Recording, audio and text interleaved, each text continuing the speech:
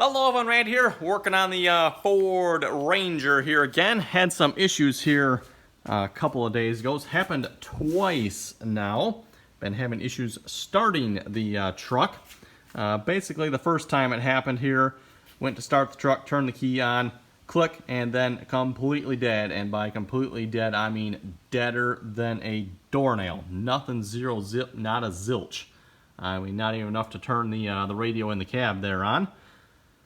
So anyway, got one of those jump starters, got that out, brought that out here, connected it to the battery. It's like, well, maybe the battery's dead, though it seems kind of odd.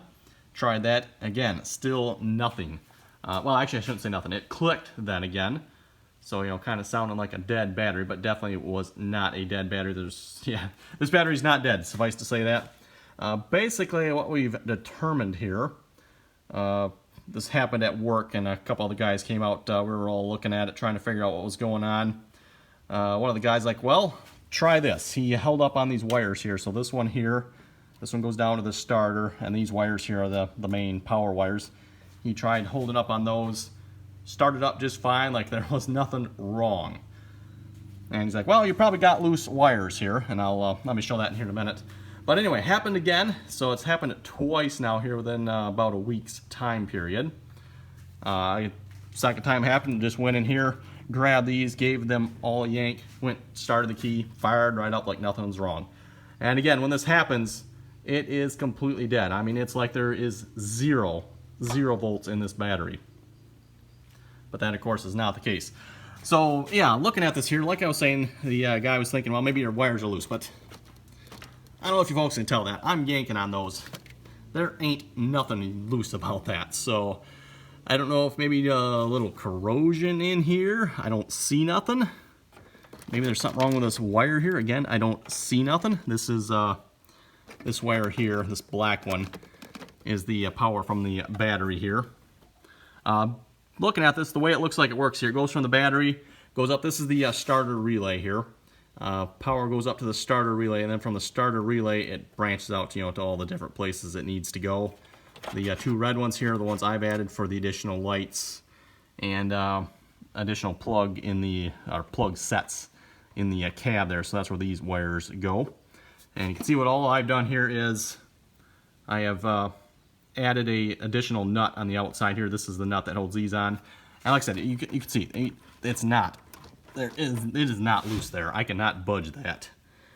But I'm going to take it all apart there, see if we can clean it out. And like I said, when it's dead, it is dead. I mean, you have nothing in the cab. Nothing lights up.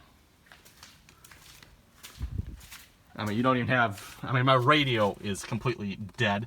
It's not at the moment. It's working right now. But when this has happened, the radio has been completely dead. There is no power. This, by the way, is the jump starter I have. I just have one of those Genius Noco Genius jump starters here. That's what I tried using. Like I said, connected it up to the battery. Got a click out of it. That was it. It's like, okay, this isn't good. But yeah, it seems like kind of a nice little unit there. Claims 1,000 amps it can start at. And it will turn the starter over, because I did what I ended up doing here as I went into force mode and jumped it straight to the starter, so it turns the motor over. Still will not start though, because there's no power to any of the other electronics, including the fuel pumps, so still cannot get it started that way. Anyway, I'm going to tear this apart here. I don't have a tripod here, so I'm not sure if I'm going to record that part, but I'll update you folks when I've got it torn apart here. Just a little pro tip here I thought I would share. When you're disconnecting your battery, or in this case, I'm going to be disconnecting this up here.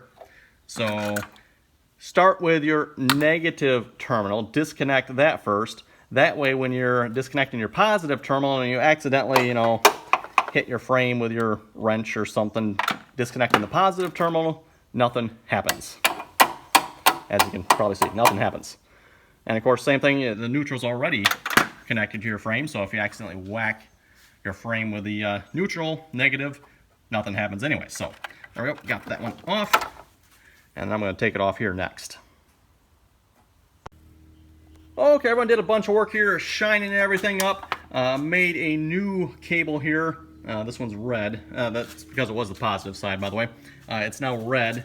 That goes from the battery to the starter solenoid here. This is the old one here. And yeah, I don't quite get, I don't see anything particularly wrong with it here. I mean, it's maybe a little varnished, but the one thing I did notice when I took it apart is this wire, this one here, along with this one and this one here were melted together. So something definitely was getting hot here, causing all the insulation. In fact, you can see it there, and melted through right here, and that was melted into these two. So something was definitely getting hot here. I don't know why though. So that's the reason why I made a new one here. So got the battery terminal end there, and this is the end. Don't have quite the right tool to put this together, so I just squished it and squished it and squished it. So hopefully that'll work there, and that'll go on there with these wires. And these are wires, the best I can tell, are what feed the entire truck here. So yeah, some rather puny wires, if you ask me. Two of them, I don't know what goes to what here, but two of them there. Before I lose that one, I better stick that back on. So yeah, these all need to go back on here. I'm going to get that done here in a minute. And then of course the two big wires here, these are the meaty ones. These are the ones I've added, along with fuses right there. These are what feed the stuff I've added, aka lights, the additional outlets in the truck, that type of thing. So all connects to this this terminal right here on the starter solenoid. Okay, there we go, everyone. All back together here. So again, from the battery terminal to the starter relay here, brand new wire, crimped on the new end there. Very not pretty, but oh well, it'll have to do at least for now. We'll see what's maybe in the future. I'll do something better about that. Made sure these are all good and tight, which is what I don't get before. The person's like, well, they're probably loose here. Again, as you can see, these were definitely not loose. So, I can see, yes, if they were a little loose, you wouldn't be able to start it. You wouldn't be able to get the power to the starter. But it seems kind of odd to me you would get no power. I mean, should at least be able to power the radio. That don't take much, or even the dash lights or anything. But yeah, no power. So again, my understanding here, power goes from the battery terminal to here. This is where it all gets dispersed, right on this terminal here, the starter relay. Kind of a interesting spot of doing it. I guess that's the way it was done. But and then yeah, these two wires here are what supply all the juice for the truck, at least until the engine's up and running. Then obviously you got the alternator that'll supply it as well, but at least the juice that is coming from the battery is all coming from this right here, I guess. But yeah, again, don't get why. I mean, I don't know, electricity, strange thing, I guess, strange thing. So anyway, we'll see if that fixes the issue or not. Hopefully it does. Again, that's the only place I can think of, because if you have no power anywhere, this is what supplies the truck right here. That means these were not getting power. And power is coming from right here. It's clearly connected to the battery. Battery has plenty of juice, no question about that. So it's got to be either something, maybe something's wrong in this connection here on the old one. I don't see nothing wrong there, but